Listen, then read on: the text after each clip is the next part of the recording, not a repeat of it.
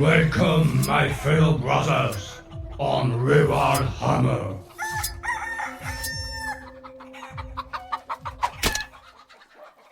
Salut à tous, mes petits lapins, et bienvenue sur Rural ASMR, le podcast de l'ASMR à l'ancienne et du petit bruit bien de chez nous. Aujourd'hui, j'ai passé la journée à faire du boarding action et j'ai pensé qu'avec vous, une petite séance d'ASMR vous ferait plaisir.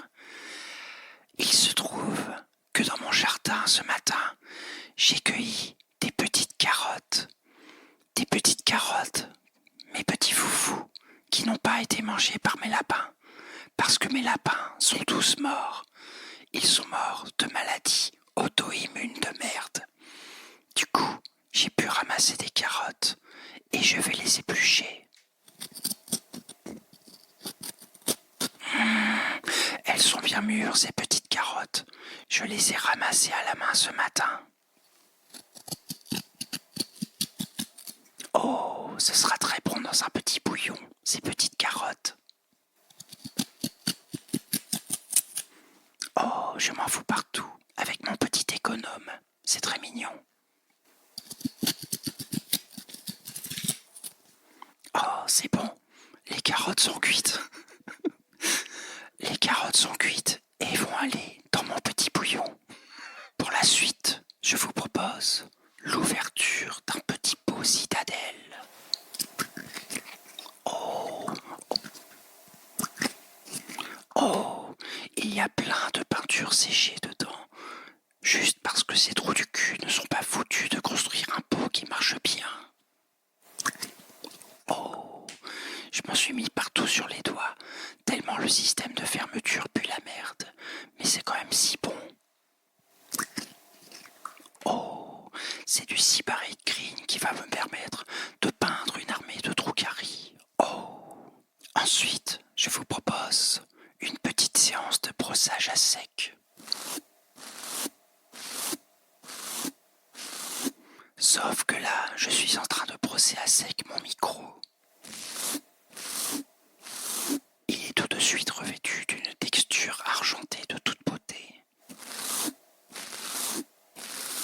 C'est du Iron Breaker Layer. Ensuite, il se trouve que j'ai une nouvelle unité à monter.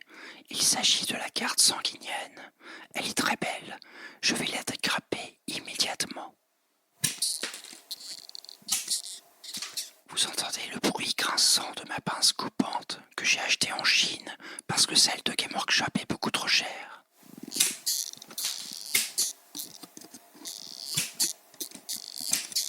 J'espère que vous aimez ça, mes petits lapins. Le modélisme, ça fait du bien. Maintenant que j'ai assemblé ma première figurine de garde sanguinienne, je vais lui rendre honneur avec un marteau.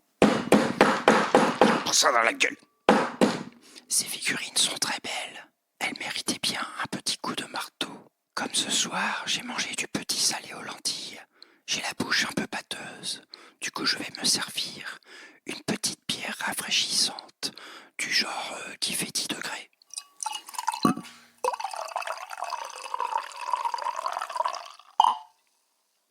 J'en ai foutu partout. J'en ai foutu sur le parquet, mais c'est pas grave, parce que désormais je vais pouvoir boire un coup.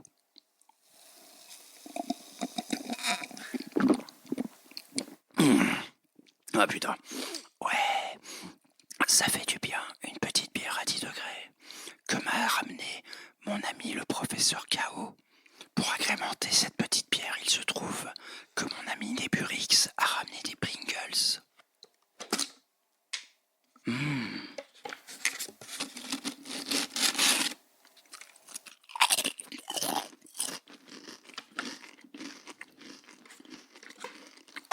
Merde. Ça fait du bien un petit Pringles. Mais bon, désormais j'ai la bouche toute pâteuse. Maintenant que je suis rassasié, je vais pouvoir peindre un peu. Je vais commencer par allumer mon compresseur.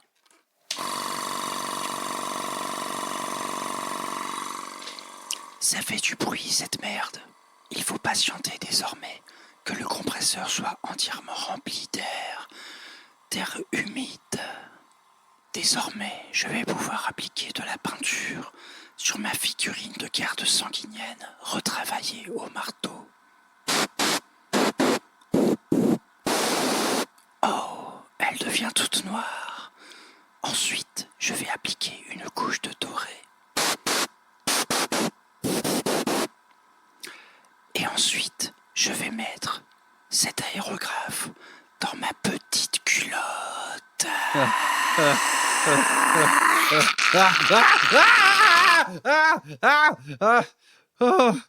Ah putain.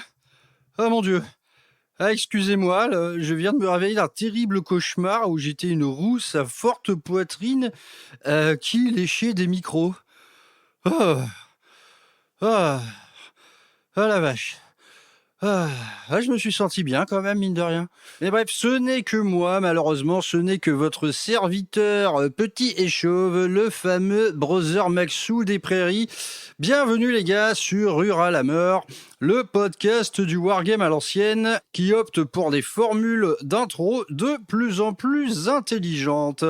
Bienvenue à tous, posez-vous, maintenant vous êtes bien détendus, vous avez écouté des sons très agréables. On se retrouve aujourd'hui pour un petit C'est notre projet des familles.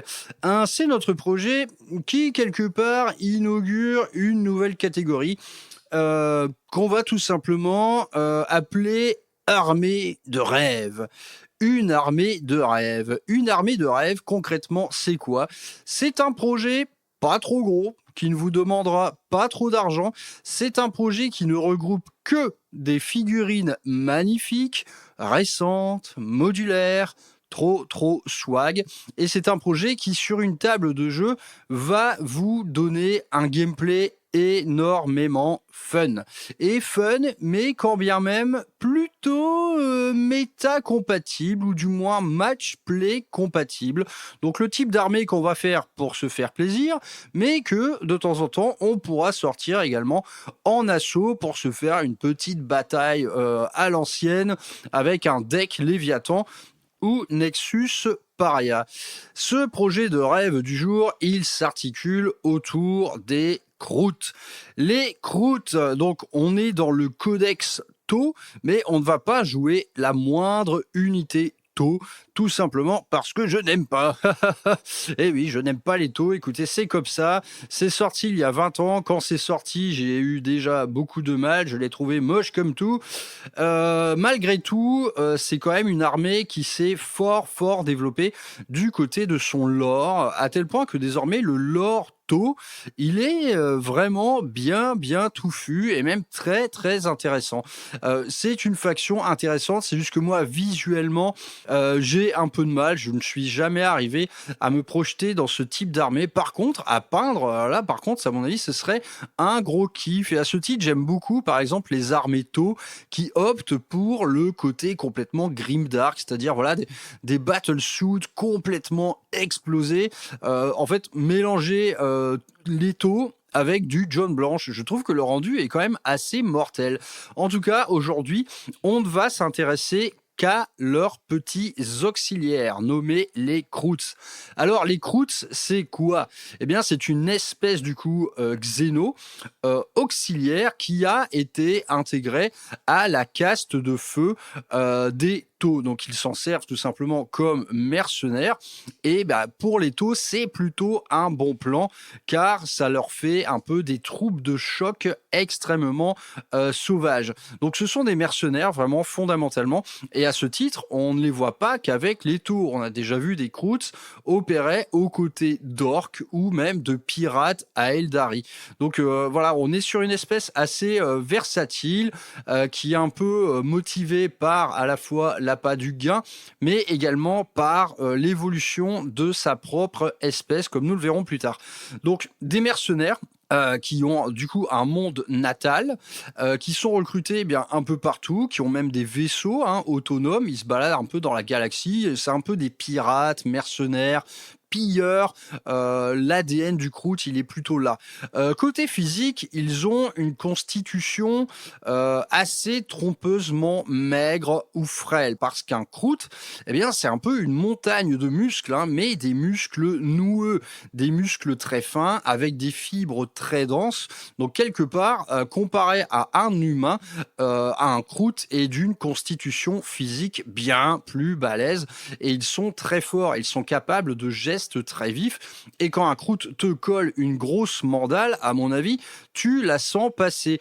Autre atout physique assez remarquable, ça se trouve dans leur démarche. Apparemment, les croûtes ont une démarche particulière. Bon, je ne sais pas, je n'ai jamais vu faire, hein, mais leur manière de se mouvoir est assez... Donc, d'une part, elle est extrêmement rapide, les mecs se tapent des sprints assez ouf, et leur démarche a quelque chose de particulier, car elle est assez sautillante, voire dansante. Et quand on les colle dans leur milieu naturel, vous mettez une escouade de croûtes dans une forêt dense, leur manière de se mouvoir en fait des créatures particulièrement indiscernables. Ça va être très difficile de les capter dès lors qu'ils évoluent dans un milieu qui leur est naturellement affilié.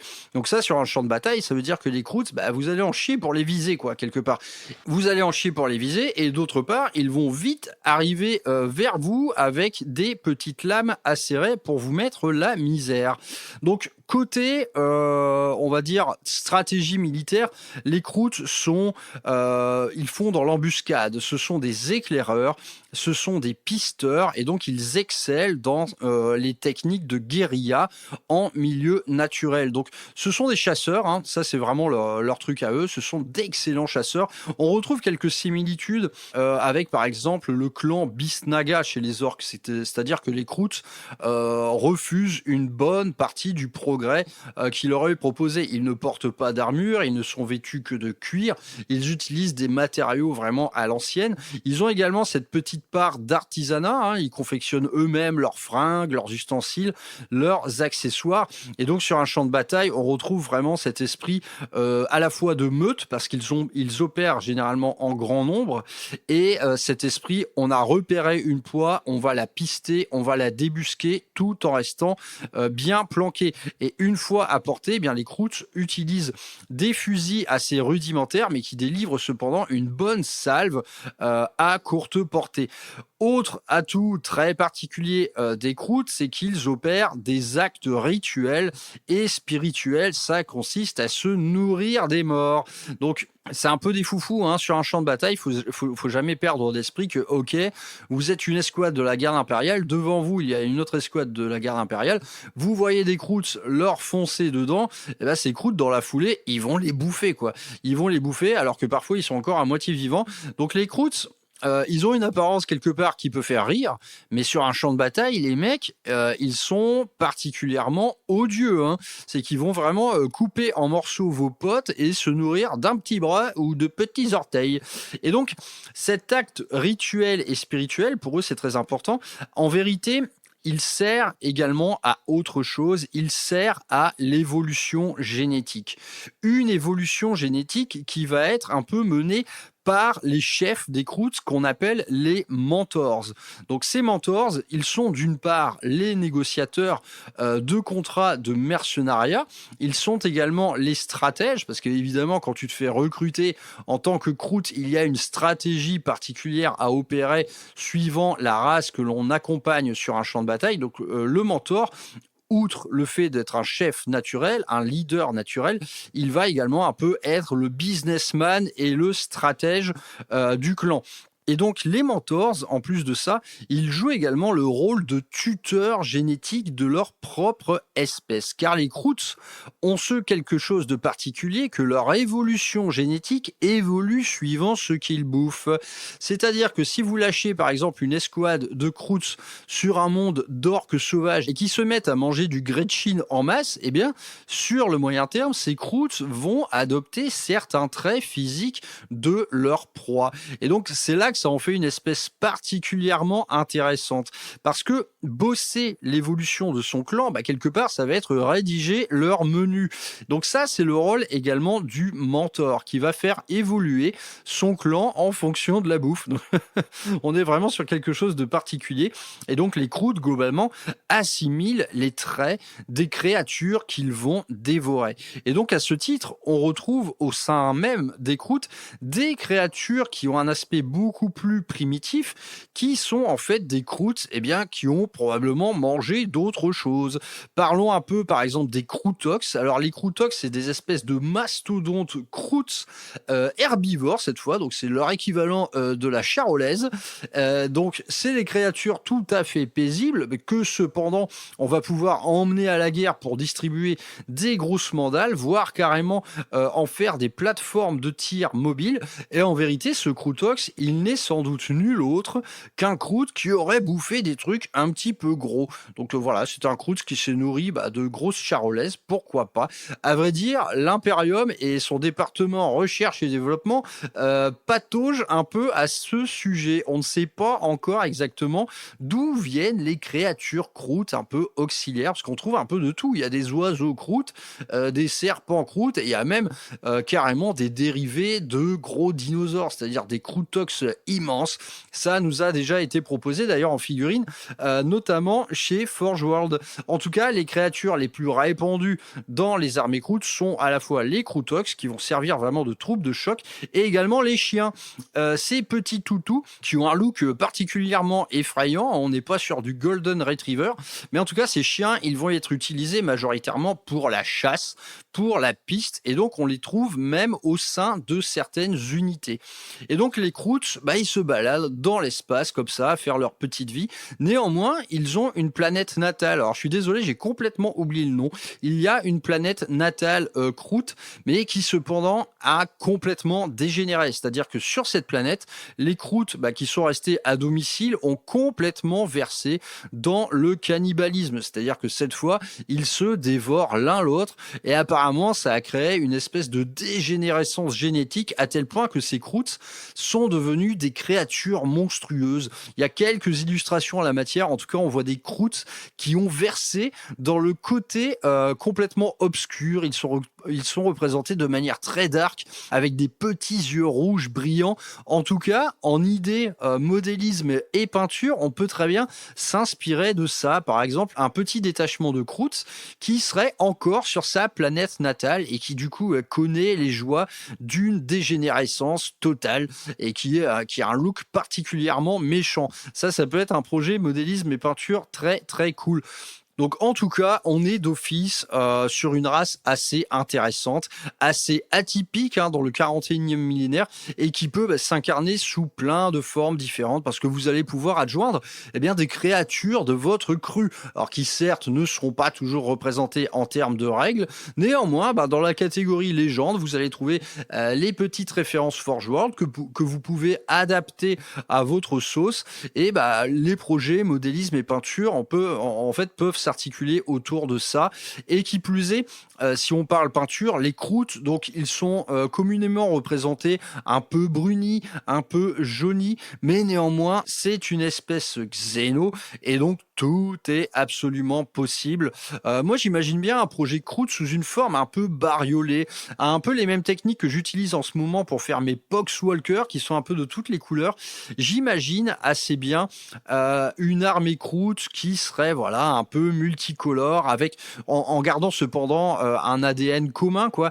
Mais on peut très bien imaginer des croûtes roses, orange, jaunis, brunis, verdâtres, etc. En tout cas, il y a quand même des éléments dans une armée croûte qui vont faire le lien, comme par exemple tout l'habillage de cuir. Alors ça, mine de rien, en termes de peinture, c'est pas une mince affaire. Les croûtes sont beaucoup vêtues de cuir, et chacun sait que le cuir, il n'y a pas vraiment de magic trick à ce sujet. C'est un boulot de peinture très à l'ancienne. Ça va être beaucoup de glacis, beaucoup de texturage. Donc là, on est vraiment sur du travail de peinture à la pointe fine qui va demander beaucoup de patience. Alors, si on parle figurines, pourquoi jouer une armée croûte ?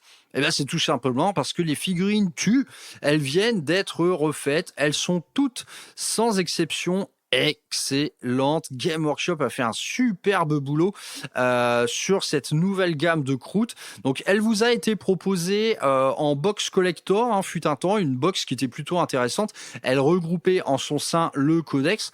En tout cas, bon, maintenant, elle n'est plus dispo. C'est une box collector. En tout cas, peut-être que ça peut se trouver en petite annonce ou éventuellement des petites annonces sympas, parce que nul doute que les gars doivent encore vendre ça au prix du neuf, voire plus que le prix du neuf. Vous connaissez la chanson. En tout cas, l'achat, par exemple, de deux de ces boîtes remplit quasiment 80% d'une petite armée à 1000 points. Donc voilà, en termes de modélisme, là, on est vraiment sur un projet de rêve. C'est que toutes les figurines sont excellentes. Et dans la liste que je vais vous proposer aujourd'hui, donc on va partir sur une liste à 1000 points. Dans cette liste, c'est simple, il n'y aura pas le moindre doublon. Vous n'aurez pas deux figurines pareil, donc ça, voilà, c'est extrêmement cool. Donc je l'ai conceptualisé comme ça.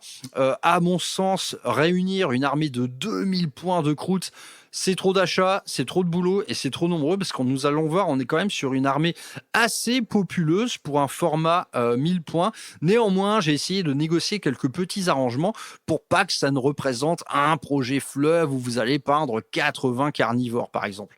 En tout cas, niveau figurine et niveau plaisir de peinture, là, on est sur du win total. C'est de la grosse win, cette gamme croûte. Tout est super.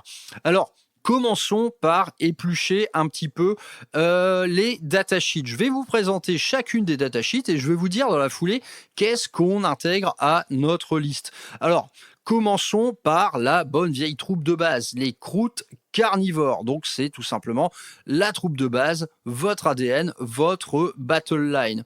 Donc, cette escouade de croûtes carnivores, déjà, elle a le mot-clé discrétion. Ça vous représente ce que je disais un peu en première partie, c'est que viser un croûte, c'est chaud. Donc, d'office, vous avez un petit -1 hit pour être ciblé. C'est très cool. D'autre part, vous avez un mouvement d'avant-garde de 7 pouces. C'est-à-dire que vous bougez avant que la bataille ne commence. Amélioré avec un mouvement qui, au naturel, est de 7 pouces également. Donc, on parle, et ça, ce sera à l'image de toute l'armée, on parle d'unités qui vont très facilement se projeter et très facilement se mouvoir. Et leur petite règle maison qui s'appelle Fieldcraft, ça consiste juste à faire un sticky objective. Donc, l'objectif, vous êtes dessus, vous vous barrez, il est encore à vous. Donc tout ça combiné, on a déjà ce qui est une très très bonne troupe. Elle a du mouvement de partout, elle stick les objets et elle vous est proposée à 130 points pour un effectif de 20 personnes. Eh bien, c'est exactement ce qu'on va faire. Cette unité-là, on ne va en mettre qu'une seule, mais par contre, on va mettre une unité de 20. Concernant les habilités, les armes, donc au corps à corps, on va pas s'attarder dessus. C'est voilà, ils tapent. Ils font 2 attaques de force 4 PA 0, c'est toujours mieux qu'un humain, vous me direz. Mais en ce qui concerne le tir, eh bien, ils vont être équipés de Croûte Rifles. C'est pas mauvais du tout. Ça a une portée de 24 et Rapid Fire. Donc à courte portée, vous faites 2 tirs de force 4 PA 0. Donc on est sur une unité de saturation au tir. Alors ça tire pas fort, ça tape pas fort au corps à corps et en plus ça touche mal. Au tir, vous ne toucherez que sur du 4. Néanmoins, on va voir, il y a moyen d'améliorer tout ça. Donc, pour commencer, une unité de 20 carnivores. Ensuite, on a une unité qui nous vient de Kill Team. Ce sont les Far Stalkers. Alors, cette unité-là, en plus d'avoir le mot-clé discrétion, elle va avoir cette fois l'aptitude Infiltrators. Donc, cette escouade, elle est assez thématique dans Kill Team. On est vraiment sur les pisteurs croûtes, c'est-à-dire ceux dont je vous parlais, les chasseurs, ceux qui détectent une proie et vont la suivre jusqu'à sa mort. Ce sont également des chasseurs de primes, c'est-à-dire qu'ils sont encore plus motivés par l'appât du gain. Donc ça, sur le terrain, ça nous donne des croûtes en fait très similaires. Ils ont un peu les mêmes armes, le même profil d'armes. Ils ont accès à plus d'options d'armement. Vous allez trouver une petite arme spéciale, un petit lance-flamme. Vous allez trouver une petite arme lourde, une espèce de fronde géante quelque part. En tout cas, voilà, ça tire à peine plus fort que des croûtes normaux. Cependant, ils ont une règle très sympa, donc c'est lié à leur statut de chasseur de primes, c'est qu'au début de la bataille, vous allez désigner une unité ennemie, et cette unité ennemie, eh bien votre escouade de croûte, contre elle en particulier, elle va avoir les mots-clés Lethal Hits, donc blesse auto, et précision. Alors là, non, une petite escouade de 10 qui fait une salve de tir à courte portée, dès lors qu'on lui donne quelques blesses auto et surtout le mot-clé précision qui va lui permettre de sniper un personnage, eh bien ça en fait une escouade d'assassins assez redoutable, hein. Ce n'est vraiment pas rien. À courte portée, vous aurez pas moins de 20 tirs. Bah putain, 20 tirs, si vous ciblez un personnage pas trop balèze, typiquement, je sais pas, humain, Necron, Aeldari, eh ben, c'est une vraie menace, quoi. C'est une vraie menace. Et on n'oublie pas que les mecs sont infiltrateurs. Donc, votre personnage, il aura mieux fait de planquer ses unités. Donc, ça, c'est désigné au début de la bataille. Donc, c'est-à-dire après le déploiement. Donc, vous allez pouvoir jouer là-dessus pour créer des menaces un petit peu polarisées. Donc, cette règle, elle est extrêmement cool. Et qui plus est, cette escouade de Farstalkers, elle est accompagnée de deux petits toutous exclusifs à cette kill team, eh bien, qui vont vous servir de points de vie tampon pour ne pas trop morfler. Et donc ces escouades, eh bien, on va en mettre deux escouades de 12 personnes, donc 10 croûtes plus 2 toutous. Elles sont tarifées bien plus cher que les escouades de croûtes normales. Cette fois, on est à 85 points les 10, enfin plutôt les 12. Donc voilà, notre armature de Battle Line, elle est faite. On a une grosse escouade de 20 carnivores et 2 escouades de 10 Farstalkers. Parlons un petit peu maintenant des personnages qui vont avoir tendance à leader ces deux types d'unités. Donc ici, le codex nous offre pas moins de 3 types de mentors différents. On va déjà trouver le Flesh Shaper, donc vraiment le mec qui est là pour écorcher ta chair. Donc là, typiquement, on est sur quelqu'un qui va avoir tendance à aller au corps à corps. Alors, ces personnages Croots, ils ont tous les mots-clés du monde. Donc pour les 3 d'entre eux là, ils ont infiltrateur, donc ils sont leaders, ils ont le mouvement avant-garde de 7 et ils ont également la discrétion. Donc en fait, le simple fait de les adjoindre à une unité va lui donner à cette unité tous les mots-clés. Donc là, si on prend 3 personnages au sein de nos 3 unités, eh bien nos 3 unités ont tout. Elles ont l'avant-garde de 7, l'infiltration et la discrétion. Donc franchement, c'est vraiment pas dégueulasse, quoi. Ce sont des troupes réellement très très versatiles. Donc ce petit Flesh Shaper, sa règle spéciale s'appelle boucherie rituelle. À chaque fois qu'il équipe, à chaque fois qu'il lead une unité, les armes de corps à corps vont gagner le Sustain Hit 1. Donc voilà, vos croûtes vont quand même saturer un petit peu au corps à corps avec quand même de la force 4. Et il a une autre règle qui s'appelle Rite of Feasting. Pendant qu'il lead une unité, donc de croûte, peu importe laquelle, vos croûtes gagnent un Feel No Pain à 6. Donc ça, c'est très cool. Et si jamais, durant la partie, vous arrivez à anéantir une unité ennemie au corps à corps, ce Feel No Pain va monter à 5. Donc ça, stratégiquement, eh bien, pour mettre les chances de nos côtés, cette escouade de croûte, on va essayer de lui faire charger une unité pas très en forme. Donc une unité à effectif réduit que vous pourrez facilement laver et gagner de ce fait un petit Feel No Pain à 5. Donc Flesh Shaper, voilà, orienté corps à corps. Ensuite, on a le Trail Shaper. Donc là, c'est le pisteur, le chef chasseur, le chef pisteur. C'est un peu notre scout de France, quoi. Alors lui, il a des règles très sympas. Donc je reviens pas sur les mots-clés, ils ont tous les mêmes. Donc lui va encore renforcer vos petits bonus de mouvement. C'est tout simplement que quand une unité s'approche trop de vous, c'est-à-dire à 9 pouces, vous allez pouvoir faire un petit mouvement bonus de D6 pouces. Donc on rappelle, donc là typiquement ce Trail Shaper, vu son profil, c'est un pisteur, il va plutôt avoir tendance à intégrer des Farstalkers, c'est-à-dire des pisteurs croûtes, ces petites unités de 10 plus 2 toutous qui sont du coup infiltrés. Bah ok, vous êtes infiltré, mais si c'est l'adversaire qui commence et qui se rapproche dangereusement, vous pouvez vous barrer pour par exemple vous planquer derrière un mur ou ou refuser une charge ennemie. Donc petit mouvement bonus de des 6 pouces. Et qui plus est, après que les deux armées se soient déployées, eh bien vous allez pouvoir redéployer celle-ci, donc liée à ce personnage, ce Trail Shaper, et typiquement pouvoir en mettre une autre en réserve stratégique. Donc vous allez pouvoir redéployer 2 unités qui ont le mot-clé croûte gratuitement. Et donc le mot-clé croûte, on va le retrouver partout, y compris sur vos créatures les plus massives, les plus monstrueuses. Donc un Trail Shaper très très utile. Ensuite, on retrouve le War Shaper, c'est-à-dire cette fois le chef de guerre croûte, bon, typiquement le grand chef. Donc lui, il tape un petit peu plus fort au corps à corps. Il a une petite arme de tir qui peut faire des blagues à dégâts 2. Et lui, son rôle sur le champ de bataille, il vous offre les mêmes avantages qu'un capitaine, par exemple. C'est-à-dire que l'unité qu'il lead va pouvoir bénéficier d'une réduction de prix sur un stratagème qu'il va employé. D'autre part, il a une petite règle spéciale qui va vous permettre d'annuler un Battle Shock allié. Donc une unité croûte qui a 12 pouces de vous, vous allez pouvoir la débattle choquer en quelque sorte.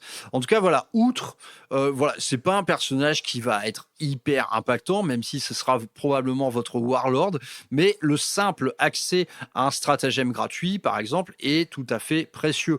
Donc là, typiquement, ce War Shaper, on va l'intégrer à notre grosse unité de 20 carnivores. Tandis que les deux autres personnages, donc l'un typé corps à corps et l'autre typé mouvement bonus, ils vont intégrer les escouades, kill team, les Far Stalkers. Donc là, on a déjà une bonne troupaille. Donc tous ces personnages, ils valent à peu près 50 points pièce. Ce n'est pas bien cher. Passons maintenant à un autre personnage, c'est le Croûte Lone Spear. Donc ils ont appelé ça le Solilance en français. Ouais, ok, un Solilance. Alors là, niveau figurine, vous pouvez en assembler 2 complètement différents avec le kit Game Workshop, qui d'ailleurs n'est pas donné. Hein, ça, j'ai pas parlé prix pour l'instant, mais ne parlons pas prix pour l'instant. On est en train de rêver. Voilà, on s'en fout.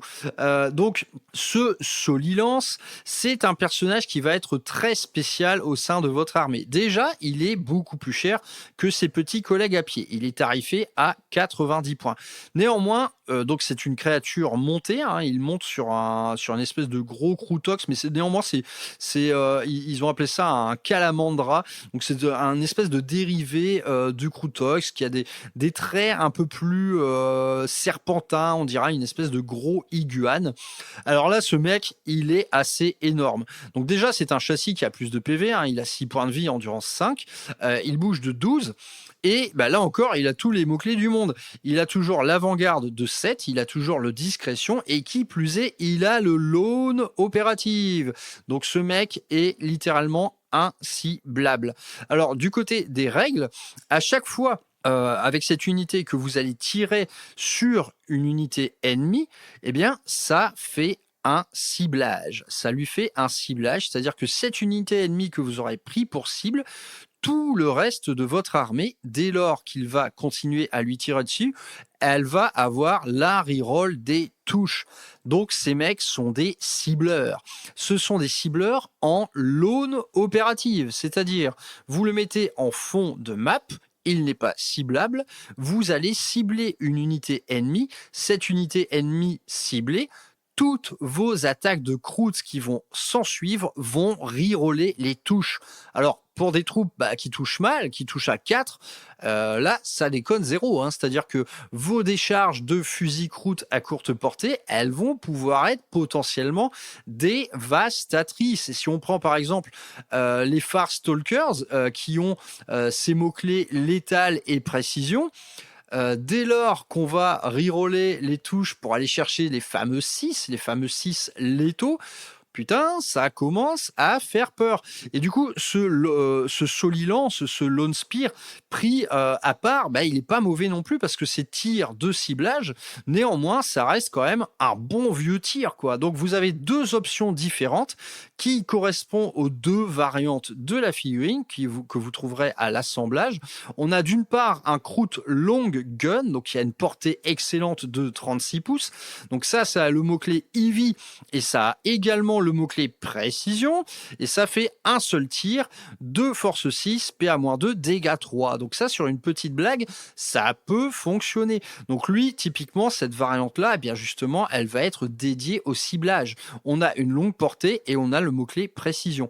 Et d'autre part, on a le javelot à blast, donc l'autre option d'équipement qui cette fois fait DC attaque de force 10, PA-2, dégâts 2, avec une plus courte portée, cette fois de 18 pouces.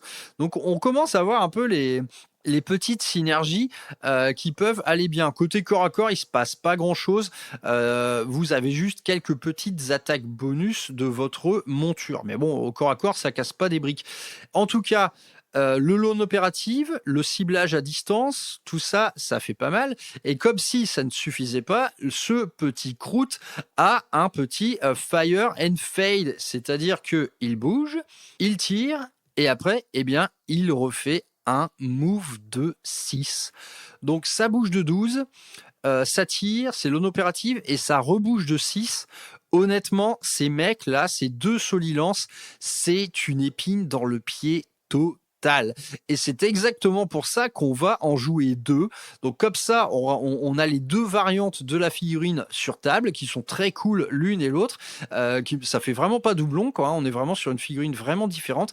Et du coup, ça vous donne sur un champ de bataille deux petites stratégies différentes. Il y en a un qui va être à longue portée, lone opérative bien peinard, qui va cibler les unités ennemies pendant toute la partie et donner la reroll des hits, tandis que l'autre, il va être là plus à courte portée pour faire du dégât. Donc on peut l'imaginer par exemple écranté par une de vos escouades de Farstalkers, et voilà, il va avoir son arme à blast qui va faire des dégâts à force 10. Ce n'est quand même pas rien. Donc là, les solilances, on en joue deux tout simplement parce qu'ils sont trop cool. On trouve ensuite les petites toutous. Alors là, on est sur des chips pur et dur. Ça va vraiment vous servir à écranter vos personnages. Donc on peut les jouer par escouade de 5. Eh bien, je vous propose tout simplement 2 escouades de 5 petits chiens croûtes. Ils ont encore la discrétion, l'avant-garde de 7. Ils ont une règle assez rigolote, c'est qu'à chaque fois qu'ils sont à proximité d'une unité alliée croûte pendant votre phase de commandement, ça veut dire que durant ce tour-là, ils vont être éligibles à déclarer une charge durant un tour dans lequel ils ont avancé. Donc mouvement de 12, plus advance, plus charge. Donc là, on est typiquement sur des unités qui vont vous permettre, par exemple, d'engluer un blindé ennemi dans un corps à corps. Alors, ce sont des chips intégrales, ils ont force 3, endurance 3, ils ont même pas de sauvegarde. C'est vraiment tout pourri. Par contre, ça sert vraiment de bon écran. Ça sert à engluer les blindés ennemis. Donc, en fait, stratégiquement, c'est quand même assez précieux. Et si vous avez une escouade de croûte qui est pas trop loin, à 12 pouces, ils vont passer de OC0 à OC1. Donc c'est un peu le même usage que des nuées, comme par exemple les scarabs Necron, sauf que là, le gros point faible, c'est que ça a beaucoup moins de points de vie. Une unité de 5, c'est que 5 points de vie endurance 3, ça va vite voler.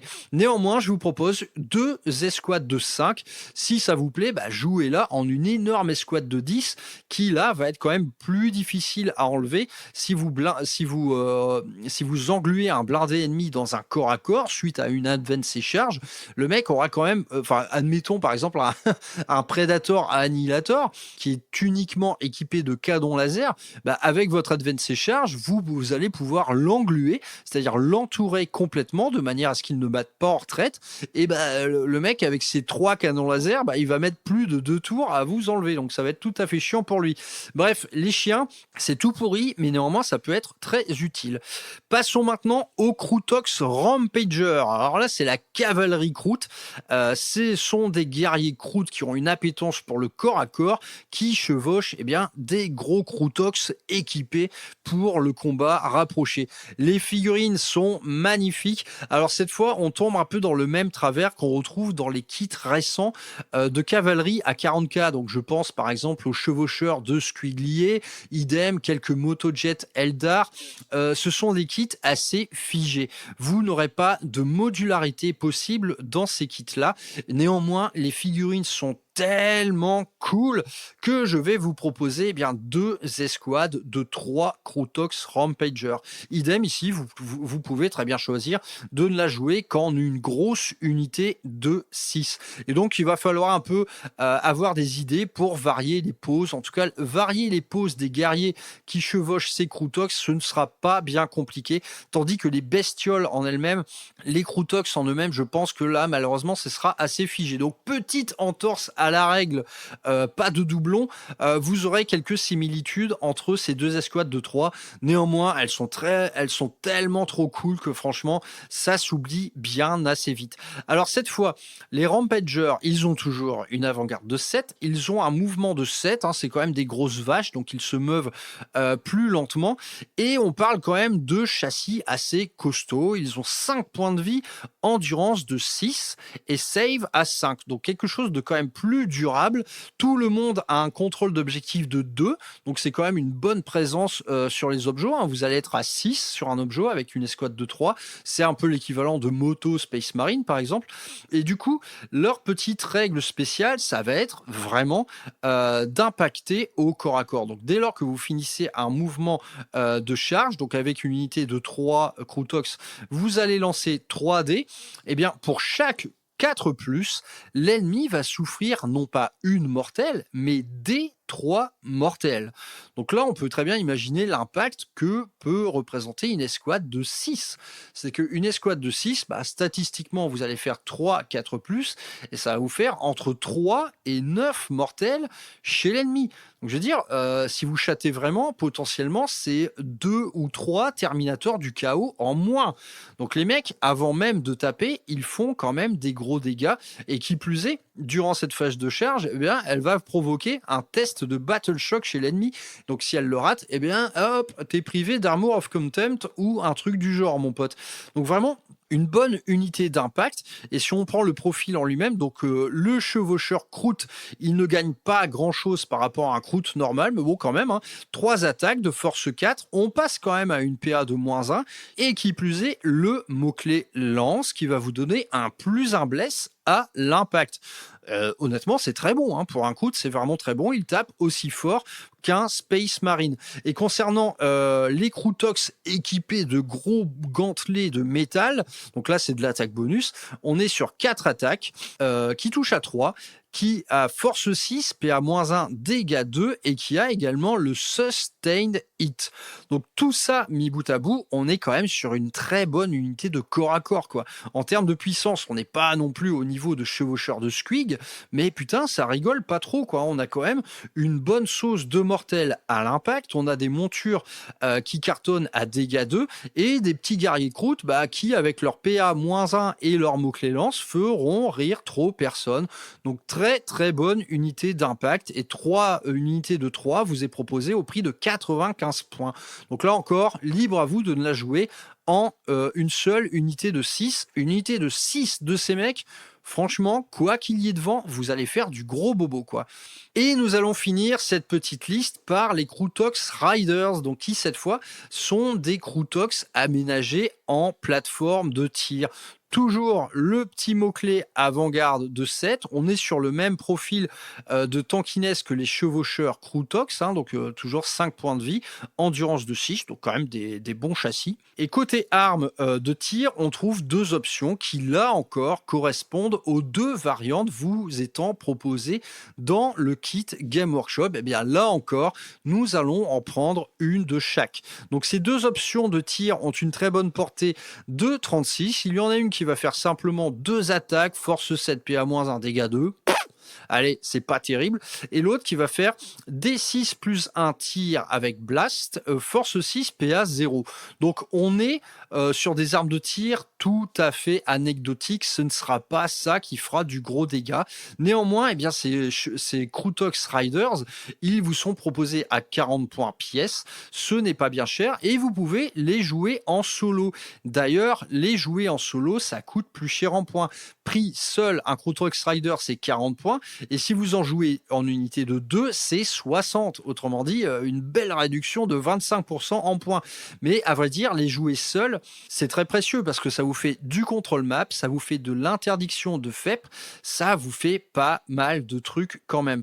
Et donc du côté de la petite règle spéciale, eh bien ces petits Krutox Riders vont jouer le rôle de garde du corps, c'est-à-dire qu'une unité d'infanterie Kroot qui est à proximité d'elle, à 6 pouces d'elle, si elle se fait cibler par l'ennemi durant sa phase de tir, eh bien votre petit Krutox Rider va gagner un tir gratuit, un tir bonus sur cette unité qui vous agresse. Donc petit rôle de garde du corps pour vos infanteries Kroot. Honnêtement, cette unité, elle casse pas des briques, on va la jouer juste parce que les figurines, encore une fois, sont trop cool. Donc 2 petits Krutox Rider que vous allez pouvoir jouer en solo ou en unité de 2, ça ajoute une bonne variance à votre esthétique. Et donc cette petite liste d'armées est terminée, on est grosso merdo à 1000 points, et bien ça les mecs sur table, c'est quand même sexy comme tout, hein. Vous avez votre gros pack de carnivores, vous avez 2 petites packs de cette unité Kill Team qui est exceptionnelle, hein. Donc parlons modélisme un peu, mais les carnivores avec la notice de montage Game Workshop, vous avez tout simplement 20 options, donc 10 mecs, une boîte de 10 mecs, vous pouvez en faire 20 poses, voilà, c'est parfait, il n'y aura pas 2 guerriers carnivores pareils, et idem du côté de la Kill Team Far Stalkers, cette boîte vous propose 20 options de montage, donc voilà, là je vous parle vraiment de 40 infanteries Kroot, il n'y en aura pas 2 pareils. Les petits personnages à pied rajoutent beaucoup de personnalités ensemble. Les 2 petits Solilance sont des figurines magnifiques. Elles sont toutes différentes. Et vos gros packs de Krutox Rampager accompagnés de Krutox Rider, quelle présence sur table. Ça, c'est tout simplement magnifique.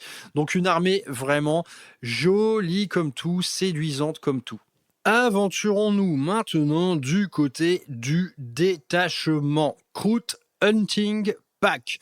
Alors, spoiler alert, ce détachement est tout simplement un des plus fun que vous trouverez à l'heure actuelle dans le jeu. C'est simple, je trouve l'écriture parfaite. Le gameplay, il est extrêmement riche, c'est-à-dire que cette liste à 1000 points, vous n'allez pas en faire le tour en 3 ou 4 parties. On parle vraiment d'un détachement qui a un énorme skill cap, comme disent les jeunes, c'est-à-dire que vous allez pouvoir le jouer de 1001 façons et il y a une marge de progrès potentiellement énorme. Commençons par la règle de détachement qui s'appelle Hunter's Instinct.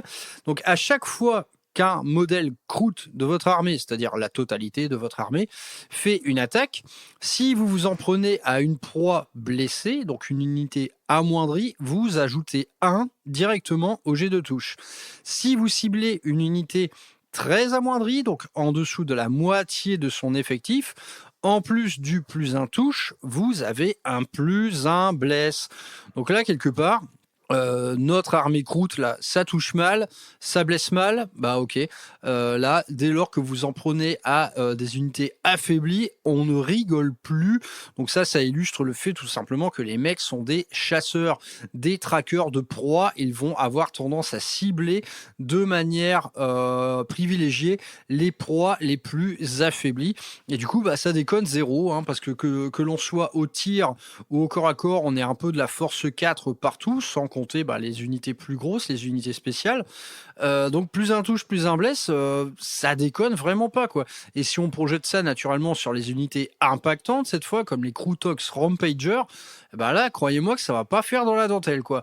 On a une deuxième règle de détachement qui s'appelle Skirmish Fighters et donc qui illustre le fait que naturellement leur agilité naturelle à évoluer dans des décors de manière sautillante, fuyante, va garantir à l'intégralité de votre armée Kroot une sauvegarde invulnérable à 5 contre le tir et à 6 au corps à corps. Donc vous aurez toujours une invue. Donc franchement, on est quand même pas mal, quoi. Une invue à 5 contre le tir, c'est très cool. On combine ça avec le mot-clé discrétion et on peut même combiner ça avec l'ajout de ce personnage qui vous donne en plus un petit feel no pain à 6 voire à 5 si vous tuez une unité au corps à corps. Donc même si on a des châssis de chips, on est quand même bien protégé, quoi, hein. tout ça cumulé, ça vous donne quand même, en plus un éventuel petit couvert, hein, éventuellement. Tout ça, c'est très cool. Parlons maintenant des améliorations. Donc, Board Throat Gland. Donc, ça va se mettre sur un Fleisch Shaper uniquement. Donc, le mentor croûte spécialisé dans le corps à corps. Eh bien, ça lui donne, un déclenchement des touches critiques sur du 5. Donc, on l'a vu, quand il mène une unité, ce petit gars vous donne un Sustain Hit. Eh bien, ce Sustain Hit, il va se déclencher désormais sur du 5. Et nous, on l'a intégré dans une unité de Farstalkers qui est une unité d'assassin et donc qui a à la fois le létal et le précision. Donc là, ça déconne pas du tout, hein. Vos rafales de tir, elles vont à la fois être létales et sustain sur du 5+, avec le mot-clé précision. Honnêtement, je ne connais pas beaucoup de personnages qui puissent échapper à un truc pareil. C'est vraiment extrêmement fort et ça va marcher également au corps à corps. Donc, amélioration tout à fait indispensable qui va rendre donc cette première unité de Farstalkers vraiment terrifiante, quoi. Pour l'autre modèle, donc le Trail Shapers, le mentor spécialisé un peu dans la savonnette, hein, c'est quelqu'un d'insaisissable avec des tricks de mouvement un peu partout. Ça va tout simplement ajouter à votre unité entière 3 de mouvement. Cette unité entière, elle va bouger de 10 et en plus de ça, elle a un mouvement bonus dès lors qu'on s'approche trop d'elle. Qui plus est, ça va donner également à toutes les armes de tir le mot-clé assaut. Donc, on bouge de 10, on tire sans malus et ensuite on se barre dès lors qu'on s'approche un peu trop de nous. Idem, eh bien, cette deuxième unité de Farstalkers, elle est tout simplement superbe, extrêmement mobile. Donc, elle aura moins tendance à se projeter tôt dans la partie. On va essayer de la garder au chaud, mais ça vous donne une flexibilité assez terrifiante. Et donc, on garde ces règles d'assassin avec le létal et le mot-clé précision. Donc, tout en faisant des advances et tout. Donc, versatilité stratégique assez totale. Ensuite, on a une amélioration qui, cette fois, aura plus tendance à aller sur un War Shaper, donc le gros chef de guerre. Donc ça, tout simplement, ça va donner à l'intégralité de l'unité le Ignore Cover sur ses armes de tir. Et qui plus est, ça va vous donner également cette arme très précieuse qui est un repoussoir à FEP. Donc à l'image, par exemple, des Infiltrators Space Marine, l'ennemi ne pourra pas faire de frappe en profondeur à moins de 12 pouces de vous. Donc là, on imagine que cette unité de carnivore de 20 personnes, elle va avoir autour d'elle une aura énorme. Vous allez pouvoir couvrir, mais la table, franchement, vous allez pouvoir couvrir un bon tiers de table. Donc on parle de plus d'une armée assez populeuse pour un format 1000 points. Donc là, je peux vous dire que l'ennemi, il va être franchement emmerdé. Donc ça, c'est un truc très précieux. Et à côté de ça, l'Ignore Cover paraît presque anecdotique, mais néanmoins, l'Ignore Cover qui va s'ajouter déjà à toutes vos autres règles, hein, c'est-à-dire le plus un hit, éventuellement le plus un bless. En plus de ça, tu n'auras pas le couvert, mon pote. Sur 20 croûtes, donc à mi-portée, ça fait 40 tirs. Ça défouraille, hein, ça défouraille vraiment. Et la dernière petite amélioration est tout simplement un équipement spécial qui ira juste sur votre War Shaper. Vous allez donner à la fois précision et devastating wound sur votre chef de guerre. C'est à mon sens moins intéressant, mais néanmoins, si vous avez envie de jouer full assassin, eh bien vous avez cette petite règle en plus. Donc bref, les 3 améliorations précitées, on va les vouloir toutes, hein. Ça améliore encore la spécialisation de chacune de vos unités avec ce QG pour lui donner vraiment une personnalité de ouf. Du côté des stratagèmes, commençons par le plus énorme d'entre tous qui s'appelle Join the Hunt, qui va coûter 2 points de commandement. Tout simplement parce qu'il est vraiment horrible. C'est simple. En gros, dès lors que vous faites dérouiller une unité d'infanterie croûte, c'est-à-dire une des 3 unités à pied dont on dispose, vous dépensez 2 PC. Cette unité détruite, vous la mettez en réserve et elle ira popper à votre prochain tour. C'est tout simplement énorme. Donc c'est tout simplement énorme. Et clairement, ce strat, on va essayer durant une partie de l'utiliser 2 fois. Donc ça, généralement, ça veut dire que tour 1 et 2, eh bien, on ronge un peu notre frein. On se garantit au début du tour 2 une réserve de 3 PC de manière à pouvoir le fumer quasiment immédiatement, quoi. Et durant la partie, pareil, on va avoir tendance à se montrer économe de manière à pouvoir fumer ce truc-là 2 fois.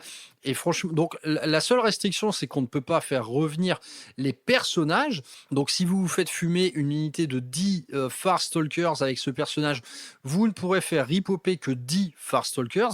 Mais par exemple, si vous vous amusez à faire ripoper sur un bord de table l'unité de 20 carnivores, putain, mais ça fait rire personne. Tiens, mon pote, hop, il y a 20 mecs gratuits que je viens de faire débarquer sur ton flanc gauche. Donc ce strat, c'est énorme, hein. Ça illustre le fait que là, on est sur un peu un gameplay horde, une horde infinie. Dès lors qu'on tue une escouade, il y en a une qui revient. Donc ça, c'est excellent. C'est tout simplement excellent, quoi. Donc naturellement, faire rip-hop de réserve stratégique, ça interdit de faire certaines choses. Vous allez être cantonné sur les bords d'un champ de bataille. Mais néanmoins, pour pouvoir ensuite reprendre, par exemple, un objet dans le No Man's Land, putain, vous serez très content de faire rip-hop des unités qui, en plus, ont discrétion, etc. C'est tout simplement super, quoi. Join the Hunt, c'est tout simplement le stratagème star. Deuxième stratagème, a trap well laid. Ça illustre le fait que les croûtes, sont des trackers, des pisteurs et tendent des pièges à l'ennemi. Donc ça se passe au tir. Vous allez cibler une unité ennemie et en déclenchant ce stratagème, cette unité, lorsqu'elle sera prise pour cible par tout le restant de votre armée, elle va se prendre une amélioration de la PA de 1. Donc pour rappel, on a déjà un Solilance qui fait gage de cibleur, c'est-à-dire qu'il va cibler une unité en particulier. Eh bien, rien ne vous interdit de déclencher ce stratagème dans la foulée et votre ciblage, il va donner à toute votre armée une reroll des hits et l'amélioration de la PA de 1, sans compter tous les autres mots-clés dont on dispose comme le létal, le sustain, etc. On commence à voir une véritable synergie de tir qui se met en place et honnêtement, elle fait rigoler personne. Autre stratagème, les grenades EMP. Donc, je n'en ai pas parlé, mais toutes vos unités croûtes ont le mot-clé grenade. On sait à quel point c'est précieux pour finir, par exemple, des blindés abîmés. Eh bien, ces grenades, elles vont pouvoir prendre une autre forme. Ça va vous permettre, lorsqu'un véhicule ennemi est à 8 pouces de vous, donc avec les capacités de projection qu'on a, c'est pas vraiment un problème, vous vous mettez à côté de ce véhicule ennemi, vous déclenchez cette grenade et c'est une espèce de grenade paralysante pour véhicule et vous allez décroître la capacité de tir de ce véhicule de 1. Donc typiquement, un véhicule Space Marine, hop, vous vous mettez à proximité de lui, il passe de CT3 à 4 et s'il est abîmé, eh bien il aura en plus un -1 hit. Donc vous pouvez carrément rendre incapacitant certains véhicules ennemis parce que globalement dans cette armée, on n'a rien pour tuer du véhicule. Il faut trouver des moyens détournés pour s'en sortir. Celui-là est plutôt une bonne option. Ensuite, un autre stratagème qui est assez iconique car il va illustrer le fait qu'un spectacle d'une unité croûte qui dévore une unité ennemie va faire en sorte que tous les alliés vont se chier dessus. Donc ça, en gros, avec une de vos unités croûtes, vous détruisez une unité, peu importe laquelle, au corps à corps, eh bien, en déclenchant ce stratagème, ça va déclencher du battle shock en masse autour de cette unité ennemie tuée qui est en train de se faire bouffer par vos petits carnivores. Et ça va déclencher chez l'ennemi toute une série de battle shock avec des malus. Donc ça peut être assez terrible parce que, ok, vous jouez, vous détruisez une unité, vous êtes en plein cœur des lignes ennemies, l'ennemi quand même occupe la zone, il est sur plusieurs objets, et hop, on a une espèce de déclenchement de battle shock en masse qui va potentiellement lui faire perdre son control map. Donc très très sympa. Autre stratagème, Guerilla Warriors, et bien là c'est encore énorme. ça va vous donner un désengage, tir et charge pour un seul PC. Donc ça, potentiellement, on a pas mal d'unités qui vont apprécier recevoir ça, hein, pour désengager, faire une grosse salve de tir à courte portée, ou dans votre unité plus spécialisée de corps à corps, vous désengagez de quelque part et allez impacter quelqu'un d'autre. Tout ça, c'est très précieux, donc ça vous donne encore une fois un bonus de mouvement absolument pas négligeable. Et dernier stratagème, Hidden Hunters.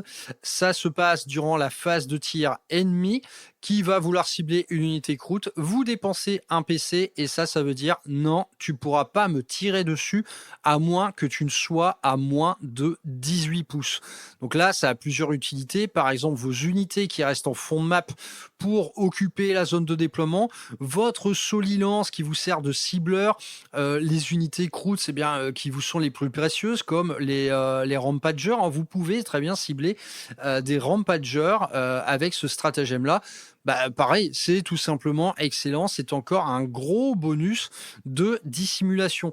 Donc vous le voyez, ce détachement, il est très très riche, il est très très fun, il donne beaucoup de personnalité à chacune de vos unités.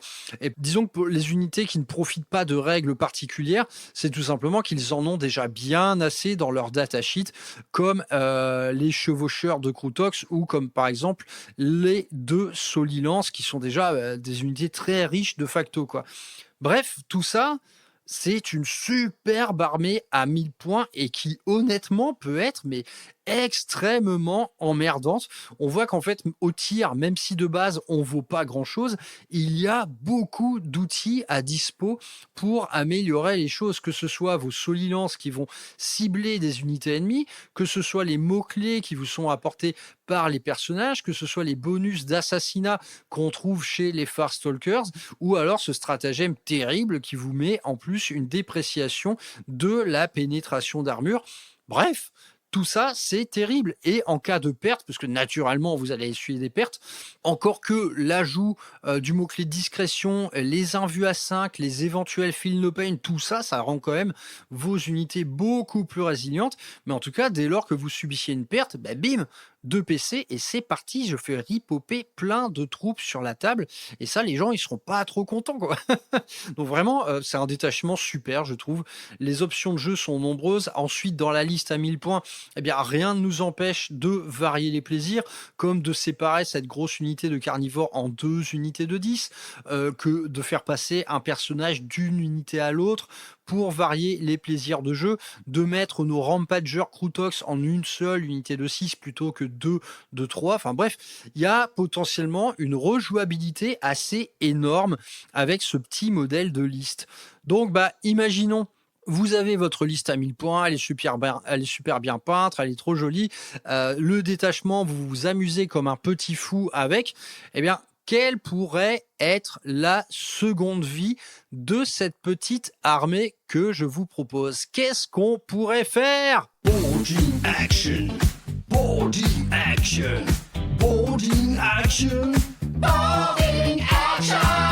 Ouais les gars, du boarding action, ça tombe très bien. Dans le bouquin Boarding Action, vous avez un véritable détachement de carnivores croûtes et il est tout aussi excellent que le détachement qui vous est proposé à Warhammer 40 000. Alors, le détachement s'appelle Partie de Raid Croûte et il est tout simplement très cool. Donc, en termes de composition, c'est vraiment pas compliqué du tout, à l'image de Boarding Action de toute façon. Vous avez accès jusqu'à 2 des 3 personnages précités, donc le dépeceur, le pisteur, le mentor de guerre. Vous avez accès jusqu'à 3 unités de 10 carnivores croûtes et pour chacune de ces unités de carnivores, vous avez accès aux exorodeurs, donc les Farstalkers, aux chiens croûtes et également aux cavaliers Crutox. Donc ça, c'est une originalité. On a accès à ces plateformes de tir montées sur Crutox. On n'a pas accès aux Rampagers qui sont beaucoup trop gros. pour évoluer dans des coursives de vaisseaux. En tout cas, à partir de cette liste à 1000 points sur laquelle on est en train de travailler, eh bien, vous allez pouvoir monter 2 ou 3 boarding action différentes. Vous pouvez y mettre des chiens, des Farstalkers, vous pouvez faire à peu près tout ce que vous voulez. Du côté de l'adaptation des règles, il se passe pas grand-chose. On gagne le battle line sur les carnivores, bien entendu. On perd quelques règles comme les mouvements d'avant-garde, par exemple. Mais en tout cas, bien rien de très impactant. On reste sur la même veine que le détachement à 40 000. Du côté de la règle d'armée, c'est super. Ça s'appelle discipline de combat spatial. Ça illustre le fait que les guerrieros Kroots excellent dans les milieux confinés et les corridors des combats d'abordage, emplissant le moindre espace ouvert d'une grêle de tirs fatale. Ça veut dire, et c'est assez énorme, qu'à chaque attaque de tir d'une figurine de cette unité, elle peut ignorer ses figurines alliées pour tirer. Donc ça, c'est un des principes fondamentaux de boarding action, c'est que vous ne pouvez pas tirer à travers vos propres figurines. Eh bien, les Kroots, eux, ils peuvent, et ça, honnêtement, à ma connaissance, c'est le seul détachement qui ait le droit à cette règle-là, et c'est tout simplement exceptionnel. Dans boarding action, c'est vraiment très très fort. Et la règle de détachement qui s'appelle guerriero embusqué. Les Kroots sont si rapides et discrets lorsqu'ils chassent qu'ils peuvent parfois bondir sur leur victime avant même qu'elle ne se sache en danger. Et ça veut dire qu'à chaque fois qu'une unité ennemie va être choisie pour vous tirer dessus en état d'alerte, vous jetez un dé sur du 4+, eh bien, vous annulez ce tir en état d'alerte. Le mec peut pas tirer. Donc ça, c'est vraiment du gros troll. Admettons, il y a une petite escouade de 5 Plague Marines avec 2 lance-flammes. Typiquement, lorsque vous faites face à ça en étant un Kroots, c'est-à-dire avec une endurance pourrie et pas de sauvegarde, eh ben, sur un 4+, non, mec, t'es privé d'état d'alerte. Tu vas rien me faire du tout. Du côté des optimisations, on a chef expérimenté, donc ça se met sur un mentor. Ce mentor a déjà vaincu et sûrement dévoré ses adversaires. Il conseille ses guerriers sur la meilleure façon de les affronter. Super le texte, c'est tout pourri.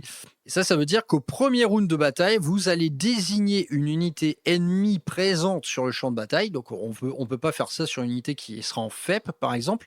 Et jusqu'à la fin de la bataille, eh bien, à chaque fois qu'une figurine Kroot de votre armée va cibler cette unité désignée comme proie, vous relancez le jet de blessure.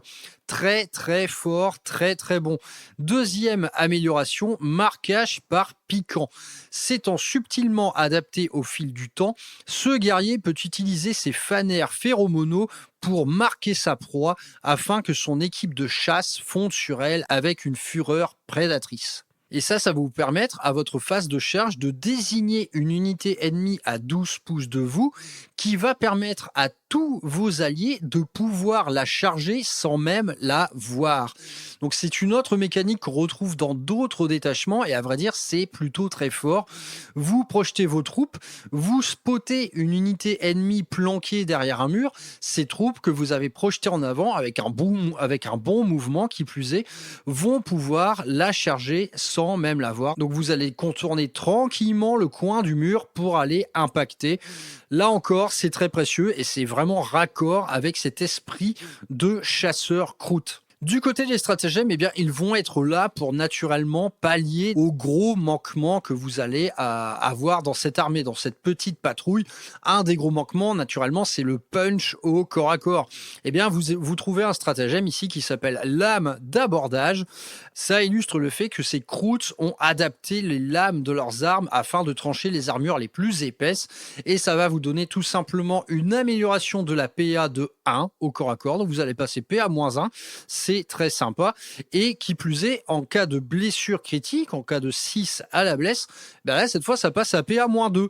Donc, avec un bon volume d'attaque, eh bien, ce petit stratagème peut largement faire la blague. Deuxième strat, embuscade expéditive. Ça se déroule à la phase de combat.